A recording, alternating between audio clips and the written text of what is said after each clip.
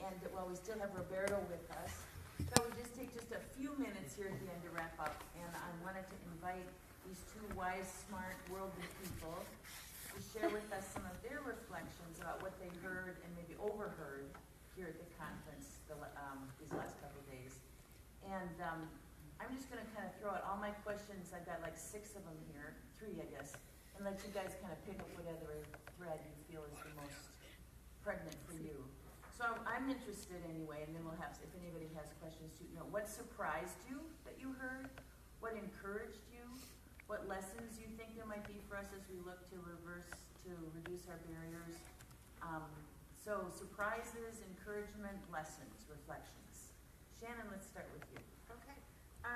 Surprising, I think the thing that surprised me the most was a statistic that Sam from PCs for People threw out about the gap between minority communities and the white community, and how many more people of color would have to have access to the internet for there to be some equality. I just, and it's not that I didn't know that, but that it was 4 million more African Americans and 6 million Latino Americans. I just, put it in those terms was surprising to me and reminded me how much work we still have to do. Say, can folks hear us okay? Should we get a mic? We're okay? All right, okay. Roberto, how about you? Let's start on the surprises thing. Any surprises here in Minnesota? Well, for me, I was really impressed by the amount of co-ops and synergy going on the access side of things. That is really a huge advantage you have as a state. I've been working with other states, and they're not even close in that respect. So the fact that you have those co-ops alongside with the incumbents and the carriers, and I think you've got a great synergy here, along with the great work that they're doing on the adoption side. I think that's really what impressed me the most. On this one from the audience, how about you guys? Any surprises here today that you're walking away? Things that surprised you? Anybody? Yeah. I will say, extend to the co-op piece. I had forgotten that too. I am from Minnesota, so I'm familiar that co-ops are implicit in culture, but I had forgotten their modern embodiment. So to hear of a fiber co-op, yeah, of course. Green co-op, electric, milk, yeah. And I really saw the cultural capital of it. Any other reflections for anybody on things that they? Yeah, go ahead. One of the things that I heard, I think I came to one of the first ones you had, and I sensed this time around there was more of a collaborative participation, interaction with all the agencies. And one of the things I push with township government is for them to get engaged as well. Township is more than just roads. It's providing all these other services, and I think as we build on those relationships and we pool our resources, we got a better chance of providing a better service to our constituents and the people out there. Well, that's a great segue to keep thinking about what was encouraging. I think it's always important to keep your eye. There's so much work always to be done, always more, but you gotta along the way notice what's working and what is. And thank you. That's a nice nod to what is different, what has changed, what is encouraging. How about you, Roberto? What are you leaving with encouraged about from our 2 days here? The theme echoes, and it's all about collaboration. It is such a complex issue that nobody can do it alone. And I think you've got that network in place. You've got that synergy here in Minnesota from all sides. Of course, there are issues and there are other challenges, but I think that if you continue to leverage those homegrown assets, that makes a very big difference moving forward. Minnesotans, we always do have a lot to be proud of, I think. We have great traditions of civic engagement and good government, but I always get a little panicked for the world when people come from outside Minnesota and say, you guys have got it going on here. You've got it so figured out. And I think, help the world if we're the, because there's so much we don't get right, but it's nice to hear from an outsider that you see that we have some relationships and partnerships to build on things. Shannon, how about you? Well, I'm really encouraged because so many different players are getting involved, and I think one of the reasons, one of the roadblocks to that in the past was a fiber project seems so overwhelming and just too much to take on. But between, our grant program really encouraging bite-sized projects and just more carriers and new providers getting involved in smaller projects, getting their feet wet, people are like, maybe we can do this. And so I'm really encouraged about, what's already going on and all of the conversation that we heard about projects that people are thinking about for next year and for hopefully for the next round of grants. And so of course what that means is we all need to go to work to make sure there's a next round of grants. And talking about something we all gotta do together, boy, that's it. Because it's not a given. This, people, this is, look to Minnesota and we have this set up, but it's very fragile and it could go away. And unless we all do our part to hold hands around this and talk about how important it is with this funding, we just can't rely on others to do that for us. So that's certainly a challenge ahead. Anyone from the rest of us want to comment on what encouraged you?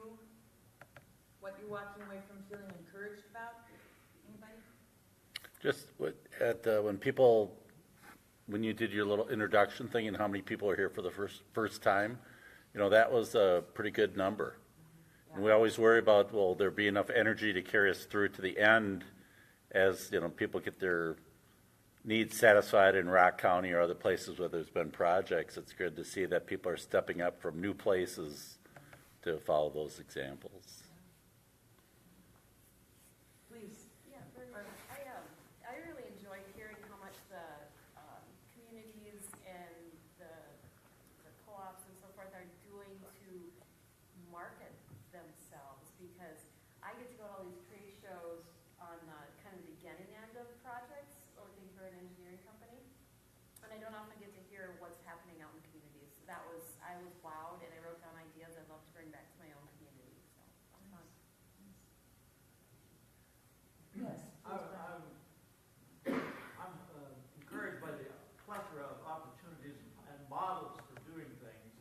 Also a little bit overwhelmed by trying to sort out between those which ones might be most efficient in our situation. But I'm also kind of thinking of two different situations, not just my local community, but the rural part of Lower County, which is, not very well served. Yeah. Jane said that really well, didn't she? If you've seen one project, you've seen one project. And just these 8 examples, each one was so unique. It really, really illustrated that well. Well, let's turn to lessons learned, or what we think, what new ideas about ways we can do better at reducing barriers and leveraging opportunity. Roberto? Again, I'll fall back to the message that I tried to convey this morning. It's all about the will and the mindset change. And if you don't have that, you have nothing, really. And the way to do that is to increasing awareness, which is a very basic step, which many times is overlooked. And people show up with certain assumptions, and in the end, they're not actually on the same page. So that causes an issue down the road. So I think what I've learned and what I would like to convey again is that mindset needs to change. And now, some communities may not endorse it rather quickly. They may take their time, which is fine. Any movement forward is movement, right? It doesn't matter if it's a snail pace. So again, it's that will to get things done. It's that mindset change. And how do you get to those points is through awareness, which is many times overlooked. Yeah. Shannon, what would you add? Well, I think my big takeaway was something we've already talked about, which is how important partnerships are and the strong role that our cooperatives are playing at every level of bringing broadband to rural Minnesota. And I think we've got a lot yet to do, and it's overwhelming to think about how much is still left to do. But I think the partnerships that the grant program have started to really help facilitate, I think can only get better, and only really move us forward to closing the gap so that everybody in Minnesota, truly border to border, has access to broadband. Looking out, what other takeaways are people what we've been exposed to. Anyone else want to share? Please. Just to reinforce too, local units of government have differences of opinions from time to time. But I'm hoping that, after hearing Roberto's presentation today, and we look at in our backyard, we see people that don't have. And we do want equity throughout the entire state. So I'm hoping that all the units of government can get together on this, and we can continue to carry that message to our state legislators. The importance of investing in broadband. And I love the idea that came out today. If millions of dollars have been set aside for Amazon, and Amazon don't happen, okay, why not invest that? Everybody wins. Most importantly is that we get that service out to people that would never have got it. So I'm hoping that everybody here, if you have the opportunity to start, to talk to one of your representatives or one of your senators, whether it's here local or at the federal level, because we push on them too, we have to invest in the people throughout this state and realize not everybody can pay what others can pay. So I hope as a collective we'll carry that message that we do need broadband in this state. Well, that was beautifully said. Thank you for that energy, and I hope it was conveyed to everybody here, because getting the legislature to do the right thing is going to take everybody working together to get that done. Yes, please, Joanne. Just a point to follow up on the Amazon thing. Minnesota took Speak up a little bit, Joanne. Minnesota took a very low-profile bid stance, and we only offered $3 million. New Jersey offered $7 billion. I don't think we're getting Amazon. But the thing of it is, now our argument can become, if they were willing to give $3 million to one company, there is no excuse for not giving 10 times that to their own citizens. No, because it's through that broadband that we'll grow our own Amazon. Exactly. Nice. Somebody write that down, and we'll put that on bumper stickers everywhere. Great. Yes, Bill. I was a little surprised to hear Roberto talk about almost a lack of urgency, that any progress is good progress. I think with the speed of change that you documented in your presentation, it's not only urgency on the network, but on the adoption and use. And if you have, in any community, you may have 100 or 200, 300 businesses in your town. Each one of those is now at risk.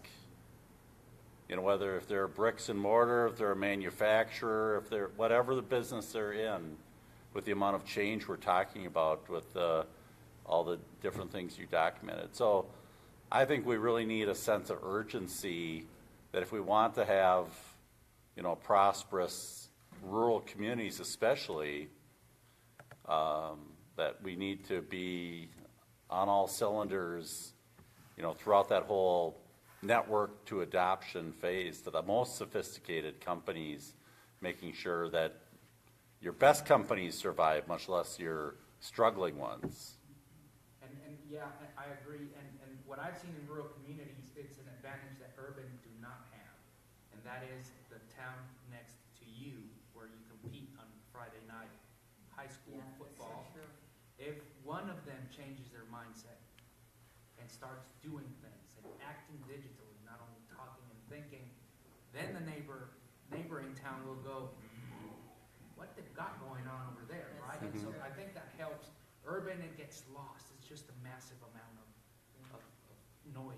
So I think we can leverage that to speed up that mindset. I thought Dave Hengel's comment that they try and add one significant community asset per year. The idea that you're adding, that you can create assets, I think is one important thing, and that we need to start layering them on top of each other to bring people to the communities. I think that was really smart. Yeah. Well, Dave's a real smart guy, that's for sure. I see out in the audience a couple members of the Broadband Strategy Board, and we're so grateful to you for your service, Fred and Scott. You guys are so smart, and you see so much. Scott, would you be willing to, not to put you too much on the spot, but you're so good at this, to share some reflections you have, some key takeaways from the conference? Well, since somebody called me smart, I have to say something. That doesn't happen often. Or some people stop right there and say thank you. Thank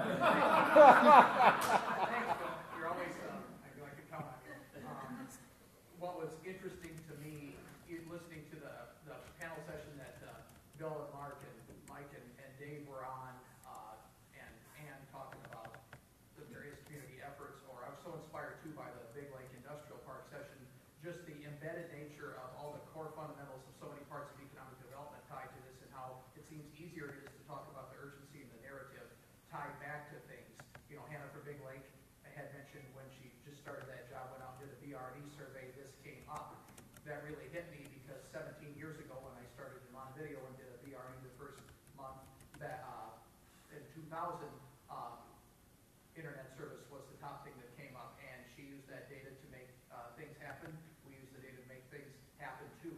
And just that local touch out with businesses raising the issue is just so core to any part of economic development, whether it be housing, broadband, childcare, et cetera, this and that. And it's so exciting to see all of the economic development folks that are here today, as compared to, you know, what the attendance list might have been the first time when this conference happened. It's getting embedded down further and further and further into the local efforts, and it was so inspirational to hear these case studies. So I appreciate what you did this afternoon to the planning committee on that, and you know, I hope next year it's twice as many ED people here too. Yeah, thank you, Scott. So well done.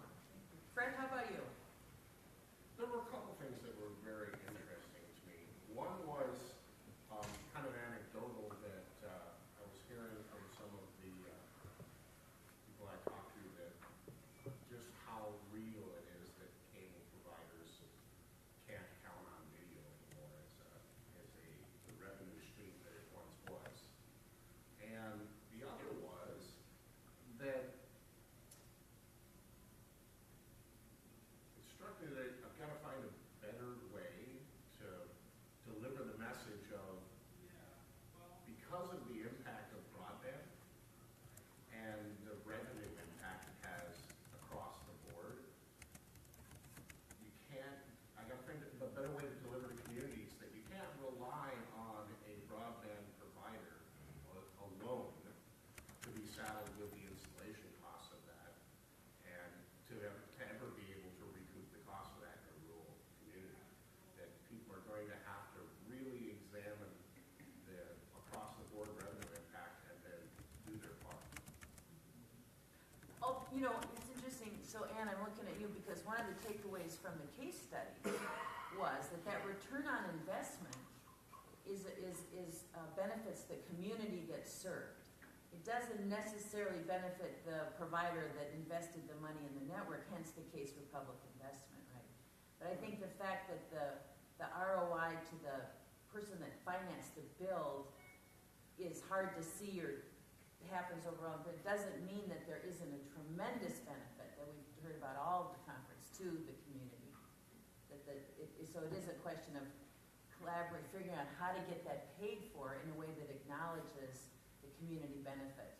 And the provider is one piece of that partnership, but we certainly can't rely on incumbents to do this work when their business model doesn't allow them to do that.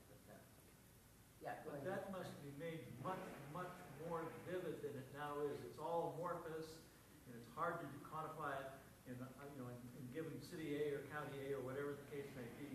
Where are the levers that we can say, we can plug in these things and these current things, and then we can go to that, and that affects the mindset, because if people see what's in it for them, that's what changes their mind.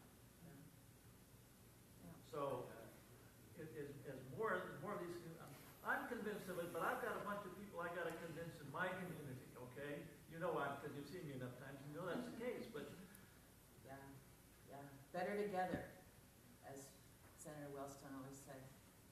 Well, I'm offer for any, as my dad used to say, any final instructions for the good of the whole. Yes. I agree with the mayor. We have a little better understanding of what's out there due to our involvement in this process. But a lot of our constituents don't fully understand the impact because they've had nothing and they're satisfied with what they do have. And I appreciate the e-news that Landon puts out because I think that's a very informational document that comes out every month. And it provides a foundational program for us to get information out to our constituents and our fellow town officers. But I think we need to go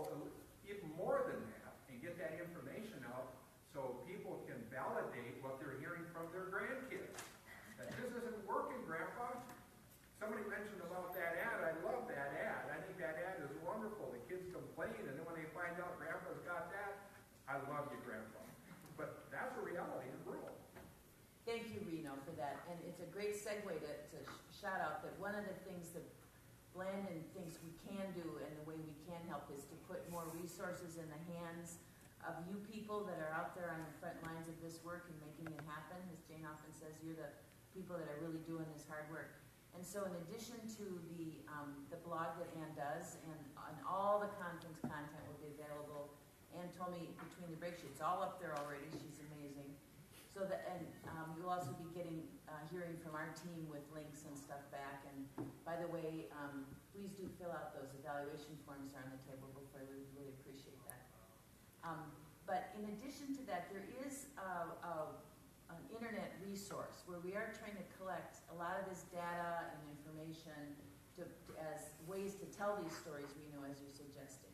So the case study website itself that you heard about today, Minnesota broadbandcasestudies.org, has tons of all the detail that Ann just didn't have a chance to share with you today. And especially the pieces there are the stories. The so what for individual people and individual businesses. You know, the $400,000